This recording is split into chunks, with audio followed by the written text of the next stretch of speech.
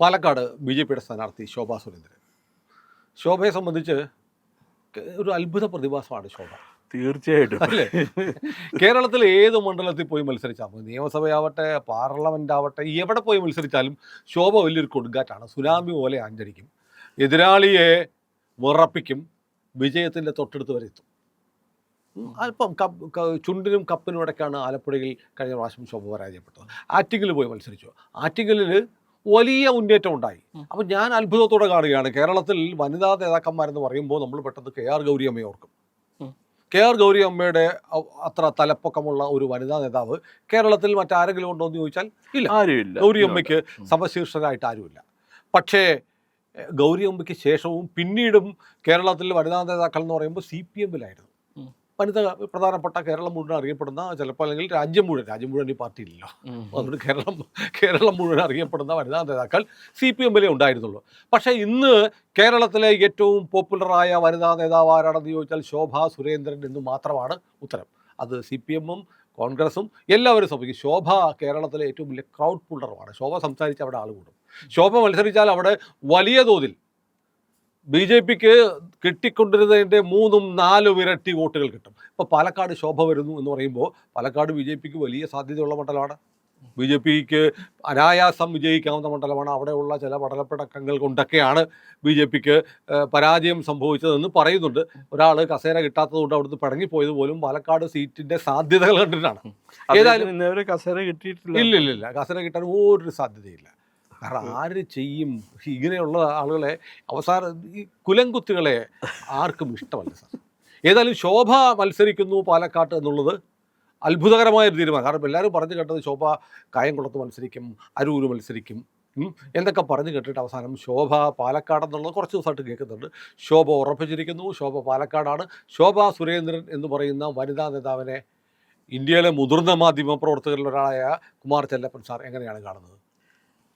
എനിക്ക് ശോഭനെ വളരെയധികം റെസ്പെക്റ്റാണ്. കാര്യം അവർ എന്നെക്കാൾക്ക് എത്രയോ പ്രായം കൊണ്ട് എത്രയോ താഴെയാണെങ്കിൽ അവർ എനിക്ക് വലിയ റെസ്പെക്റ്റാണ്. കാരണം ഞാൻ ശ്രദ്ധിച്ചിട്ടുള്ളൊരു കാര്യമുണ്ട്, ഈ ശോഭ മത്സരിക്കുന്ന കോൺസ്റ്റിറ്റ്യുവൻസിയിൽ, അത് പാർലമെൻ്ററി മണ്ഡലം ആയിക്കോട്ടെ നിയമസഭാ മണ്ഡലം ആയിക്കോട്ടെ, അവിടെ ഒരു കൊടുങ്കാറ്റ് പോലെ BJP ജയിക്കാനായിട്ടുള്ള ഒരു മുന്നേറ്റം നടത്തിയിട്ടുണ്ട് പലയിടത്തും.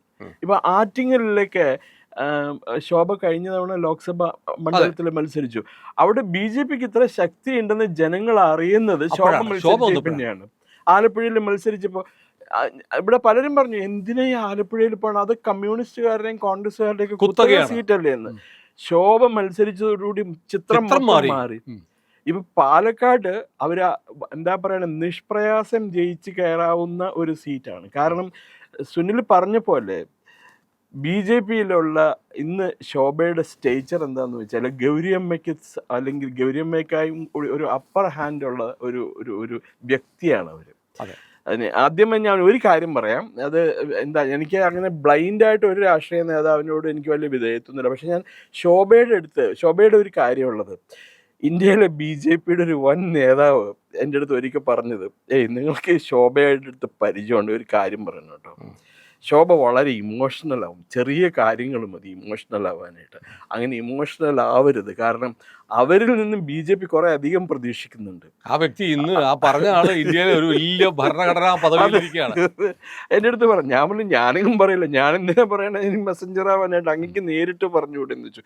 അല്ല, ഞാൻ പറയണതിലേക്കായില്ല, നിങ്ങൾ മലയാളത്തിൽ തന്നെ നേരിട്ട് പറഞ്ഞാൽ പോരെ, ഒരു കുഴപ്പമില്ല, അറിയാവുന്ന ആളാണ്. അതെ, എന്നാലും നിങ്ങൾ പറയുമ്പോൾ അതിൻ്റെ ഒരു വെയിറ്റ് ഉണ്ടാവും എന്നൊക്കെ പറഞ്ഞു. ഞാൻ ശോഭനെ കണ്ടിട്ടുമില്ല ഈ നിമിഷം വരെ, TV-യിൽ കണ്ടിട്ടുണ്ട് എന്താ അവരുടെ പ്രസംഗമൊക്കെ. എന്തിനും എന്താ പറയണ, ഏത് ഫൈറ്റ് ചെയ്ത് നേടാൻ കഴിവുള്ള ഒരു സ്ത്രീയാണ്. ശരിക്കും പറഞ്ഞ ഈ എന്താ പറയണ, പഴയ ഝാൻസി റാണിയോ അതല്ലെങ്കിൽ നമ്മുടെ തമിഴ്നാട്ടിലുള്ള പഴയ ചരിത്ര സ്ത്രീ ഇതൊക്കെയുള്ള കഥാപാത്രങ്ങളുണ്ട്. റാണി, നമ്മുടെ ഉണ്ണിയാർച്ച. അതെ, നമ്മുടെ ഉണ്ണിയാർച്ച. യെസ്. അപ്പം അവർ തീർച്ചയായിട്ടും നിയമസഭയിൽ ഉറപ്പായിട്ടും എന്താ പറയണ പ്രതീക്ഷിക്കുന്നുണ്ട്. അട്ടിമറിയൊന്നും നടന്നില്ല എങ്കിൽ, കോൺഗ്രസും CPM-ഉം തമ്മിലുള്ള മറ്റേ എന്താ പറയണ വോട്ട് മറിക്കൽ പരിപാടി നടന്നില്ല എന്നുണ്ടെങ്കിൽ ശോഭ തീർച്ചയായിട്ടും കേരള നിയമസഭയിലെത്തും. അല്ല, പാലക്കാടുകാരെ സംബന്ധിച്ച് നമ്മൾ പാലക്കാട് എന്ന് പറയുമ്പോൾ കൽപ്പാത്തി ഓർക്കും, അഗ്രഹാരങ്ങൾ ഓർക്കും.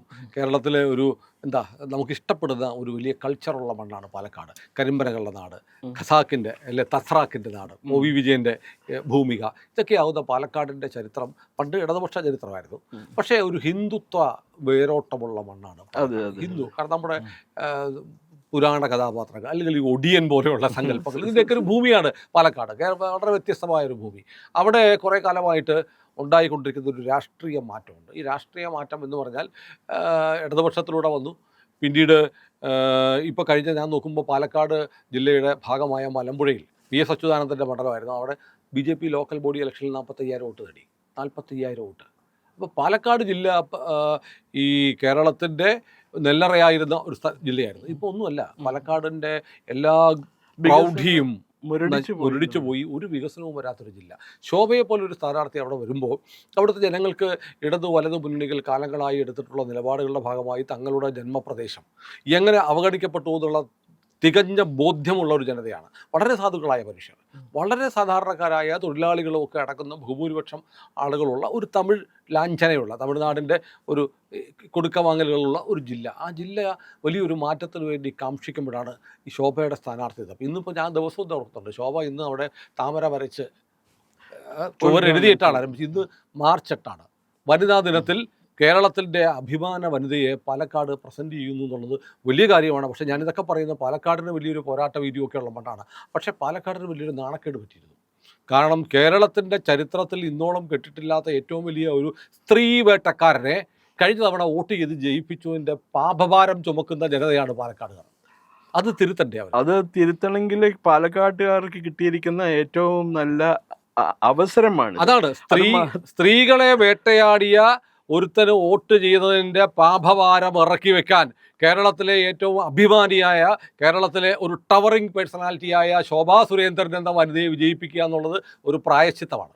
യഥാർത്ഥത്തിൽ നമ്മൾ പാലക്കാട്ടെ വോട്ടർമാരോട് ഈ അഭ്യർത്ഥിക്കേണ്ട ആവശ്യമൊന്നുമില്ല ശോഭാ സുരേന്ദ്രനെ വിജയിപ്പിക്കണം എന്നുള്ളത്. കാരണം അവരുടെ ചുമതലയായിട്ട് ഏറ്റെടുത്ത് അവർ വോട്ട് ചെയ്യുക. അവർ സ്വയം പ്രചാരണത്തിന് ഇറങ്ങിയിട്ട് നമുക്ക് ലഭിക്കാവുന്ന ഏറ്റവും നല്ല സ്ഥാനാർത്ഥിയാണ് നമുക്ക് ലഭിച്ചിരിക്കുന്നത്. ശോഭ നിയമസഭയിൽ വേണമെന്ന് പാലക്കാട്ടെ വോട്ടർമാർ തന്നെ എല്ലാവരോടും പറയണം. അതാണ് കഴിഞ്ഞ കാല തെറ്റിനുള്ള ഏറ്റവും നല്ല പ്രായശ്ചിത്തം. അതെ, എനിക്ക് വലിയ സങ്കടം തോന്നുന്നു. കാരണം എൻ്റെ വോട്ട് പാലക്കാടല്ലല്ലോ. ഇപ്പൊ മാറ്റാൻ പറ്റുന്നുണ്ടായിരുന്നെങ്കിൽ അവിടെ ഒരു വീടോ വാടകയ്ക്ക് ഒരു വീട് കിട്ടുവാണെങ്കിൽ വാടക ചീട്ട് എടുത്തിട്ട് ഞാൻ പാലക്കാട് പോയി വോട്ട് ചെയ്യും. അവർ കംപ്ലൈന്റ് ചെയ്തിട്ടോ കോൺഗ്രസ് ഇലക്ഷൻ കമ്മീഷൻ പറഞ്ഞിട്ടുണ്ട് നോട്ടിഫിക്കേഷൻ വരുന്നവരെ വോട്ടർ പട്ടികയിൽ പേര് ചേർക്കാവുന്ന. അപ്പോൾ പേര് മാറ്റുകയും ചെയ്യാമായിരിക്കാം. ജ്ഞാനേഷ് കുമാർ വന്നപ്പോൾ ഇവിടെ എറണാകുളത്തെ കുട്ടികൾ ചോദിച്ചു, സുരേഷ് ഗോപി ഗുരുവായൂർക്ക് വോട്ട് മാറ്റിയല്ലോ. അതിനെന്താ, നിങ്ങൾക്കും മാറ്റാം, ആർക്കും മാറ്റാം, ഒരു പൗരൻ്റെ അവകാശമാണ്.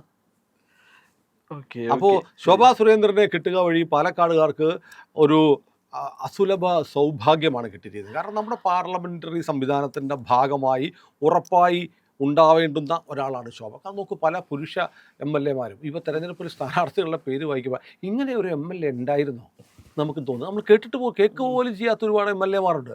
അപ്പോൾ ശോഭാ സുരേന്ദ്രൻ ഒരു MLA അല്ല, പഞ്ചായത്ത് മെമ്പറല്ല, ജില്ലാ പഞ്ചായത്ത് മെമ്പറല്ല, MP അല്ല. എന്നാലും കേരളത്തിൽ ഉടനീളം കാസർഗോഡ് മുതൽ പാറശാല വരെയുള്ള മുഴുവൻ ജനങ്ങൾക്കും സുപരിചിതയാണ്. ഇത്രയും BJP പോലെയുള്ള ഒരു ഈ പറഞ്ഞ പോലെ ചെറിയ ആളുകൾ പക്ഷേ BJP പോലുള്ള ഒരു പാർട്ടി എന്ന് പറയാൻ പറ്റും. BJP ആണ് കേരളത്തിലെ ഏറ്റവും കൂടുതൽ വളർച്ചയുള്ള പാർട്ടി. ഏറ്റവും കൂടുതൽ അതിവേഗത്തിൽ നടന്നുകൊണ്ടിരിക്കുന്ന ഈ പാർട്ടിയുടെ ഏറ്റവും വലിയ ബിംബമാണ് ശോഭാ സുരേന്ദ്രൻ. ഒരു ഫയർ ബ്രാൻഡ് പൊളിറ്റീഷ്യൻ വേണം വിശേഷിപ്പിക്കുക. അവർ ഒരു ഫയർ ബ്രാൻഡ് പൊളിറ്റീഷ്യൻ എന്ന് പറഞ്ഞിട്ടുണ്ടെങ്കിൽ അഗ്നി പടർന്നു പിടിക്കണ പോലെയാണ് അവർ ഈ കേരളത്തിലെ രാഷ്ട്രീയ ലാൻഡ്സ്കേപ്പിൽ അവർ സ്കൈ ലൈനിൽ പടർന്നു വലുതായി നിൽക്കുന്നത്. പിന്നെ അതിൻ്റെ ഒരു കാര്യമുണ്ട് കേട്ടോ, പാലക്കാട്ടെ ജനങ്ങൾ ഒരു കാര്യം പ്രത്യേകം മനസ്സിലാക്കണം. അവരുടെ മുൻ MLA, അതായത് ഈ പീഡന കേസിൽ പ്രതിയായ വ്യക്തി എങ്ങനെയെങ്കിലും MLA ആയിട്ട് മത്സരിക്കാനായിട്ട് കോൺഗ്രസിന്റെ സീറ്റ് കിട്ടാൻ വേണ്ടി ഇപ്പോഴും ശ്രമിച്ചുകൊണ്ടിരിക്കുകയാണ്. അയാള് ഒരുമാതിരി എല്ലാ നേതാക്കന്മാരും എല്ലാ പിന്തുണയുണ്ട് എന്ന് കേൾക്കുന്നു. കാരണം അവർ ഒരുമിച്ചാണല്ലോ, അവർ ഒരേ തൂവൽ പക്ഷികളാണ് രണ്ടുപേരും. പിന്നെ ഷാഫിയുടെ ഒരു പ്രശ്നമുള്ളത്, ഷാഫി നല്ലൊരു ഇസ്ലാമിക് ഫണ്ടമെന്റലിസ്റ്റും കൂടിയാണ്. നല്ല ഒരു ഇസ്ലാമിക് ഇസ്ലാം ലോഞ്ച് ചെയ്തിരിക്കുന്ന ഭാവി കേരള മുഖ്യമന്ത്രിയാണ്. അതെ. കേരളത്തിൽ ഇപ്പൊ ഭാവിയൊന്നും ആവണ്ട, ഇപ്പോഴും വേണം ആവാമല്ലോ. സതീഷിനെ വെട്ടിവെച്ചാൽ പോരെ. ജയിച്ചു കഴിഞ്ഞാൽ, UDF ജയിച്ചു കഴിഞ്ഞാൽ ഷാഫിഖിനെ കേരളം ഇസ്ലാമിക രാജ്യമാകുമ്പോൾ അതിന്റെ പ്രധാനമന്ത്രിയായി വാഴ്ത്തപ്പെടേണ്ട ആളാണ് ഷാഫി വർമ്മ. അതിനുവേണ്ടി അദ്ദേഹം ഡൽഹി പോയിട്ട് അവിടുന്നൊക്കെ ഷർട്ടൊക്കെ തെച്ചുകൊണ്ട് വന്നിട്ടുണ്ടെന്നാണ് മുഖ്യമന്ത്രി കുപ്പായം. മുഖ്യമന്ത്രി കുപ്പായം വേണ്ടി വന്ന പ്രധാനമന്ത്രി കുപ്പായം ഇടുക. കേരളത്തിന്റെ പ്രധാനമന്ത്രി, അങ്കമാലിയിലെ പ്രധാനമന്ത്രി. പക്ഷേ പ്രിയപ്പെട്ട പ്രേക്ഷകരെ, നമുക്ക് വലിയ സന്തോഷമുണ്ട്. കാരണം ശോഭാ സുരേന്ദ്രൻ കേരളത്തിലെ രാഷ്ട്രീയ നേതാക്കന്മാരിൽ ഏറ്റവും വ്യത്യസ്തയാവുന്നത് അവർക്ക് സാധാരണക്കാരൻ്റെ ജീവിതം അറിയാം. വളരെ സാധാരണ കുടുംബത്തിൽ നിന്ന് ജനിച്ച് വളർന്ന് അവരുടെ അധ്വാനം കൊണ്ട്, അവരുടെ പ്രതിഭ കൊണ്ട്, അവരുടെ സംഘാടന മികവ് കൊണ്ട് കേരള രാഷ്ട്രീയത്തിലെ ഒരു മിന്നുന്ന നക്ഷത്രമായി നിൽക്കുന്ന ആളാണ് ശോഭാ സുരേന്ദ്രൻ. ശോഭയെ ജയിപ്പിക്കുക എന്ന് പറയുന്നത് ഓരോ വോട്ടർമാരും സ്വയം ജയിക്കലാണ്. അതുകൊണ്ട് ശോഭയുടെ വിജയം കേരളത്തിൻ്റെ വിജയമാണ്, മലയാളിയുടെ വിജയമാണ്. കേരളം ആഗ്രഹിക്കുന്ന വിജയമായി, രാജ്യം ആഗ്രഹിക്കുന്ന വിജയമായി, കാലം ആഗ്രഹിക്കുന്ന വിജയമായി ശോഭയുടെ വിജയം അടയാളപ്പെടുത്താൻ പാലക്കാടുകാർക്കൊരു ബാധ്യതയുണ്ട്. ശോഭാ സുരേന്ദ്രൻ പാലക്കാടിൻ്റെ MLA ആയി നിയമസഭയിൽ ഉണ്ടാവണമെന്ന് ഇന്ത്യ ലൈവ് ആഗ്രഹിക്കുന്നു എന്ന് പറയാൻ എനിക്കൊരു മടിയുമില്ല. കാരണം ഞാൻ ഓർക്കുകയാണ്, പണ്ട് കലാകൗമുദി ദിനപത്രം MS മണി സാർ പത്രാധിപരായിരുന്നപ്പോൾ അദ്ദേഹം കലാകൗമുദിയിൽ ഒരു ലക്കം ഇറങ്ങിയത് കേരളത്തിലെ 2 മുന്നണികളിലെയും വളരെ പ്രോമിസിംഗ് ആയിട്ടുള്ള കുറച്ച് സ്ഥാനാർത്ഥികളുടെ ചിത്രം പുറംചട്ടയിൽ കൊടുത്തു, കവർ പേജിൽ. അതിൽ ഒരു പേര്, ഒരാൾ സുരേഷ് കുറുപ്പ് ഉൾപ്പെടെ ബാക്കിയുള്ള പേരുകൾ 10-12 പേര് ചിത്രങ്ങൾ കവർ പേജിൽ കൊടുത്തിട്ട് പറഞ്ഞു ഇവർ ഉറപ്പായും നിയമസഭയിൽ ഉണ്ടാവണം. കേരളത്തിലെ ഏറ്റവും കുലീനമായ ഒരു പ്രസിദ്ധീകരണം, കേരളത്തിലെ ഏറ്റവും വലിയ പത്രാധിപരായ MS മണി ചെയ്തതാണ്. അദ്ദേഹത്തിന് ചെയ്യാമെങ്കിൽ അദ്ദേഹത്തിൻ്റെ പിൻപറ്റുന്ന ആളുകൾ, അദ്ദേഹം ഇരിക്കുന്ന കസേരയുടെ വിടുമ്പത്ത് പോലും ഇരിക്കാൻ യോഗ്യതയില്ലാത്ത ആളാണ് ഞാനൊക്കെ. കുമാർ സാറിനെ പോലെയല്ല. അതുകൊണ്ട് പക്ഷെ സുനിലിനോടൊക്കെ MS മണി സാറിന് ഭയങ്കര എനിക്ക് അദ്ദേഹത്തിന്റെ വാത്സല്യം ഒരുപാട് അനുഭവിച്ച് ഈ നമ്മുടെ ഈ കേസില്ലേ, സിസ്റ്റർ കേസുള്ളപ്പോ അവിടെ വിളിച്ചിട്ട് പറയുന്ന ആ സുനിലിന്റെ അടുത്ത് കോപ്പി ഫയൽ ചെയ്യുമ്പോ സൂക്ഷിച്ച് ഫയൽ ചെയ്യാൻ പറഞ്ഞു. അങ്ങനെയല്ല, അത് വിഷയവുമായി ബന്ധമില്ലാത്ത കാര്യങ്ങൾ പറയാം. പത്രത്തിന്റെ ഏറ്റവും ടോപ്പിൽ ക്വാർട്ടർ പേജ് വിട്ടിരിക്കും. അവിടെ പറയുന്നത് രാത്രി 9:30 കഴിയുമ്പോൾ സുനിലൊരു സ്റ്റോറി ഫയൽ ചെയ്ത് അവിടെ കൊടുത്തിരിക്കണം. പിന്നെ അതായത് ഒരു സ്റ്റോറി ഞാൻ കൊടുത്തു, അഭയക്കേസുമായി. ആ സ്റ്റോറി ഡെസ്കിലെത്തുമ്പോൾ ചീഫ് ന്യൂസ് എഡിറ്റർക്ക് സംശയം ഇത് കൊടുക്കാൻ പറ്റുമോ ഇല്ലെന്നുള്ളത്. അദ്ദേഹം അതുമായിട്ട് പോയിട്ട് നേരെ ചീഫ് എഡിറ്ററോട് പറഞ്ഞു, അത് സുനിൽ അയച്ചല്ലേ കൊടുത്തു എന്ന് പറഞ്ഞു. അതൊരു വിശ്വാസം, അത്രമാത്രം വിശ്വാസം. അദ്ദേഹത്തിൻ്റെ സ്നേഹപരിലാളനങ്ങൾ എനിക്ക് ഒരുപാട് കിട്ടിയിട്ടുണ്ട്. ഞാനതിൽ വലിയ നന്ദിയുള്ള ആളാണ്. അദ്ദേഹം എന്നെ ഈ ഒരു പത്രപ്രവർത്തകൻ എന്ന നിലയിൽ എന്നെ വളർത്തിയെടുത്തത് കേരളമോദി പത്രാധിപരായിരുന്ന AP Viswanath sir, Indian Express Viswanath സാറിൻ്റെ അദ്ദേഹം എന്നെ ഉള്ളംകൈയിൽ കൊണ്ടു നടക്കുന്ന പോലെ പരിപാലിച്ചിട്ടുണ്ട്. പിന്നെ മണി സാറിൻ്റെ ഒരു കരുതൽ, കാരുണ്യം, കടാക്ഷം ഒക്കെ ഉണ്ടായിരുന്നു. അപ്പോൾ ഞാൻ പറഞ്ഞു തന്നതല്ല, ഇത് നമ്മുടെ ആത്മകഥ പറയാനല്ല, ശോഭയെക്കുറിച്ചാണ്. അല്ല, കലാകൗമുദിനെ കുറിച്ചിട്ട് ഒരു കാര്യം കൂടി പറയട്ടെ. ഞാനൊക്കെ എൻ്റെയൊക്കെ യുവ നാളുകളിൽ കലാകൗമുദി എന്ന് പറയുന്നത് കേരളത്തിലെ യുവജനങ്ങളുടെ ഒരു സ്റ്റേറ്റസ് സിമ്പിൾ ആയിരുന്നു. കോളേജിൽ പോകുമ്പോൾ കലാകൗമുദി എന്നുള്ളത് പേര് പുറത്ത് കാണുന്ന ക്യാമ്പസ് എന്താ പറയണ ഫലിതങ്ങള്, അതുപോലെ അതിലല്ലേ വരുന്നത് സാഹിത്യ വാരഫലം. അപ്പൊ ഞാൻ പറഞ്ഞു വന്നത് സാർ, കലാകൗമുദി ചെയ്തിരുന്നു, ഇവർ നിയമസഭയിൽ എത്തണമെന്ന് ചിത്രം കൊടുത്തിട്ട് കലാകൗമുദി ചെയ്തു. അത് കേരളം സ്വീകരിക്കപ്പെട്ടു. 2 മുന്നണികളിലുമായിട്ട് അവരിൽ പലരും നിയമസഭയിലെത്തി. അതുപോലെ ഇന്ത്യ ലൈവ് എന്നുള്ള ചാനൽ അഭിമാനത്തോടെ പാലക്കാടുകാരോട് പറയുന്നു, നിങ്ങളുടെ MLA ആയി നിങ്ങൾ ഉറപ്പായും ശോഭാ സുരേന്ദ്രനെ നിയമസഭയിലേക്ക് പറഞ്ഞയക്കണം. കാരണം ശോഭ ജയിക്കുമ്പോൾ ജയിക്കുന്നത് നിങ്ങൾ ഓരോരുത്തരുമാണ്. അതുമാത്രമല്ല, അവരുടെ ചുമതലയാണ് ഈ ശോഭയെ പോലുള്ള ഒരു പ്രതിനിധിയെ നിയമസഭയിൽ എത്തിക്കുക എന്നുള്ളത് അവരുടെ ചുമതലയാണ്. സത്യം പറഞ്ഞാൽ വേറെ കാര്യമുണ്ട് സാർ, പാലക്കാടുകാർക്ക് വിഷമം തോന്നരുത്. ഈ കേരളത്തിലെ മറ്റു ഭാഗത്തുള്ള പലർക്കും പാലക്കാടുകാരോട് ഒരു ചെറിയ വിഷമമുണ്ട്. ആ മാങ്കൂട്ടത്തിനെ വോട്ട് ചെയ്ത് ജയിപ്പിച്ച ആളുകളാണല്ലോ പാലക്കാടുകാരാണെന്ന്. ആ പേര് ദോഷം ഒന്ന് മാറ്റണം, അതാണ് ഏറ്റവും വലിയ കാര്യം. അതുകൊണ്ട് പ്രിയപ്പെട്ട സമ്മതിദായകരെ, ശോഭാ സുരേന്ദ്രനാണ് പാലക്കാട്ടെ സ്ഥാനാർത്ഥി. അവർ കേരളത്തിൻ്റെ നിയമസഭയിൽ ഉണ്ടാവണം. അവരുടെ ചിഹ്നം താമരയാണ്. അവരെ വിജയിപ്പിക്കണമെന്ന് ഞങ്ങൾ പറയുന്നത് BJPക്ക് വേണ്ടിയിട്ടല്ല. കാരണം കേരളത്തിൽ രാഷ്ട്രീയം നോക്കാതെ ഒരു ലോ മേക്കേഴ്സ് ആണല്ലോ നമ്മുടെ നിയമസഭ അല്ലെങ്കിൽ പാർലമെൻറ്റ് അംഗങ്ങൾ. ലോ മേക്കറായിട്ട് നമ്മുടെ അസംബ്ലിയിൽ ഉണ്ടാവേണ്ടുന്ന ഒരു വ്യക്തിത്വമാണ്.